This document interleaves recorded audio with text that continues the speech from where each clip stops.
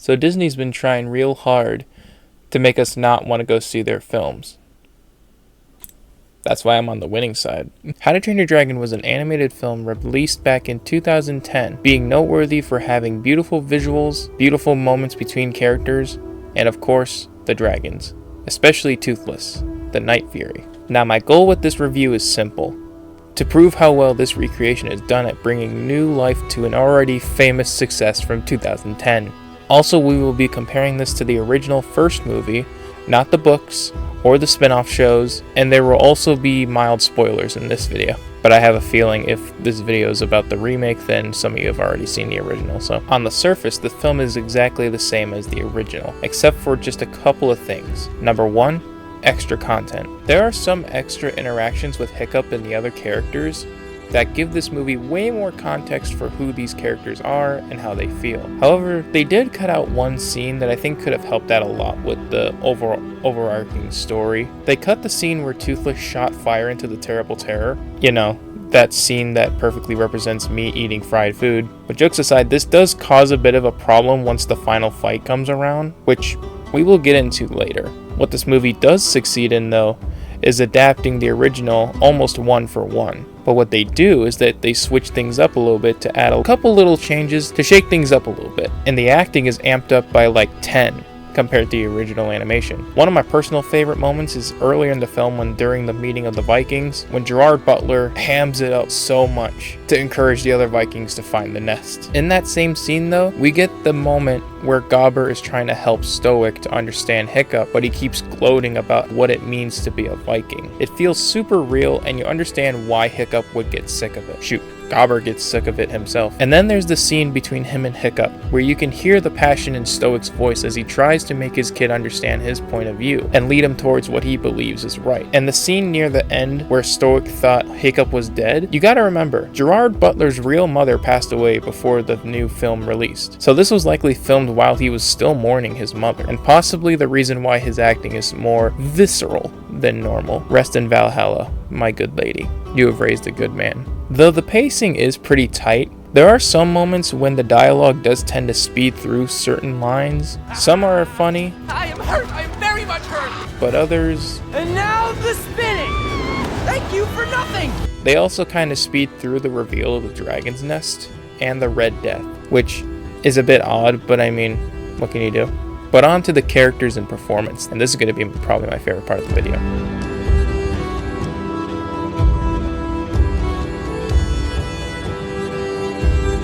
Hiccup, played by Mason Thames, is seen as a disappointment by his peers and rarely gets the attention he wishes for by his father, and he fails to even impress his mentor Gobber, until he shoots down and tames a dragon who he named Toothless, proving these creatures aren't just mindless killing machines. Mason does a great job playing the titular character in a live-action space.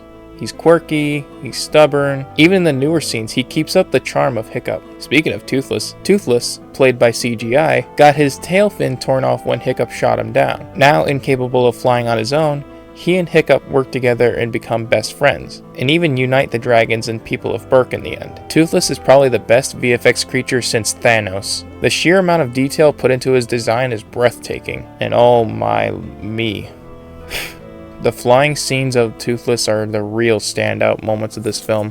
These are what initially made it worth it going to the theater to see this film for yourself. Plus, when he gets serious, he gets real feral and scary looking. I really like it. Take a sippy break. Next up is Astrid, and this is probably the biggest criticism I can give for this movie.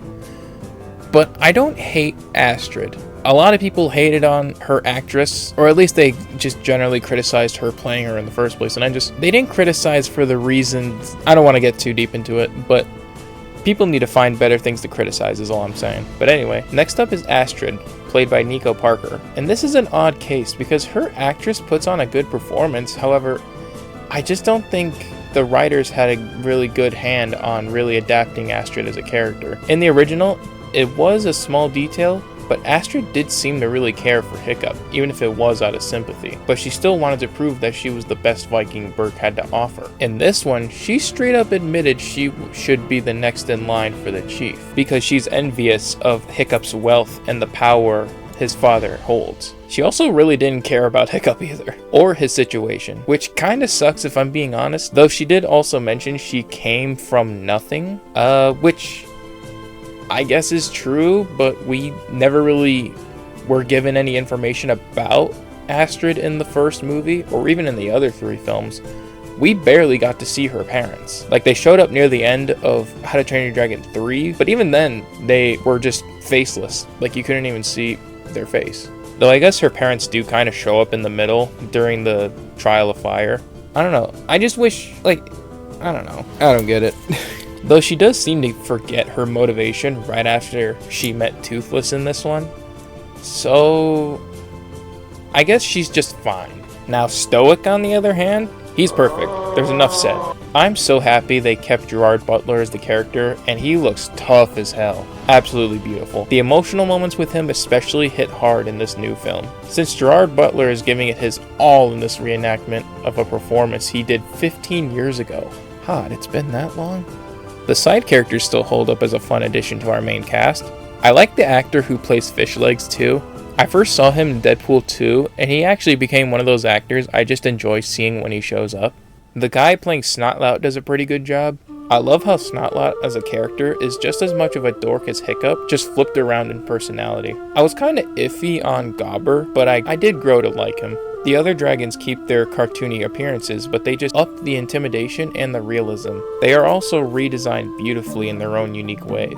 I especially like the Monstrous Nightmare. The CGI artists really got paid here, is what I'm saying. Also, do you remember Disney's reason for not including Gantu in the Lilo and Stitch live action film? Because they said he was like too big or something? Well, somebody's an idiot, because look at this.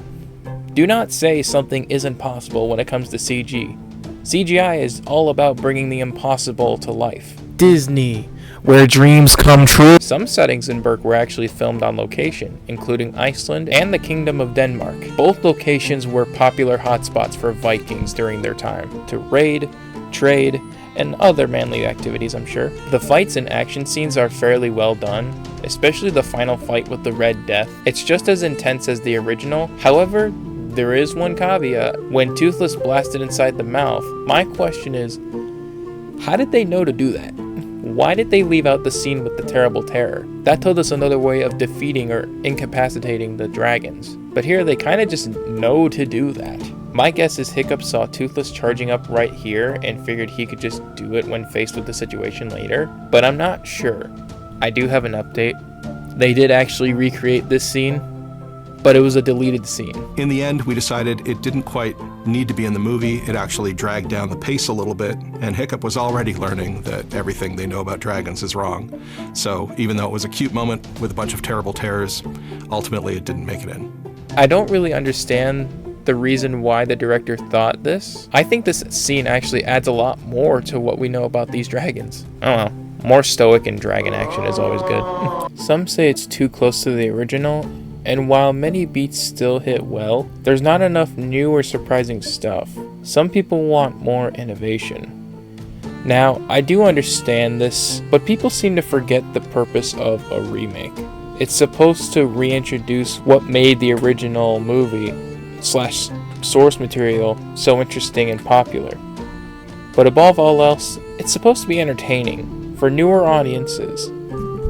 Unlike some companies, why is there a Moana live action coming out? And like I said, they do add some extra bits of content and interesting changes, like the Red Death's redesign and making Toothless way more detailed in a real life setting, with more colors in his scales aside from just jet black. That damn thing.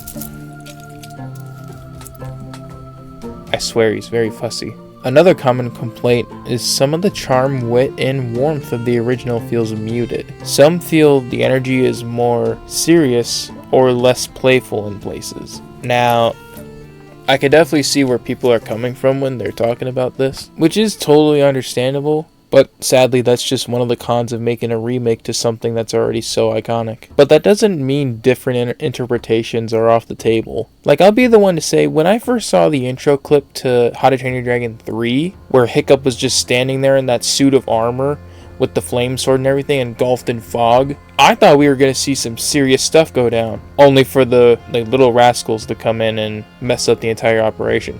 It's funny, but the whole movie is goofy. But how they counter that is they have just as much serious moments in it. It's kind of weird.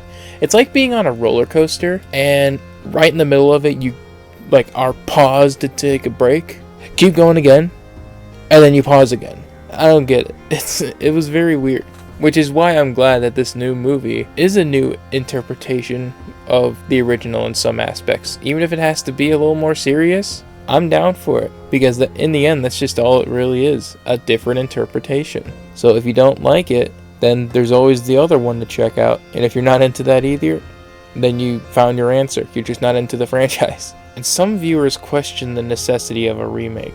Why remake in the first place if the original did so well? Well, all I have to say to that is the director did give an honest answer in a piece of promotion for the new movie, but I'll give you the simpler answer. Money. The OG made a ton of money and set another precedent for DreamWorks after multiple past successes, putting the company on the map as the anti-Disney. Where even beyond the goofiness, they were always willing to go more mature with its themes and messaging. That might not have been the case for some of their most recent works, but I reckon that's why they're going back to what worked, and to show again why DreamWorks is a film studio meant to be taken seriously. There are some recent films like Puss in Boots 2 and The Wild Robot that prove that DreamWorks is still fully capable of making gold. So it's not like DreamWorks is necessarily desperate, I don't think.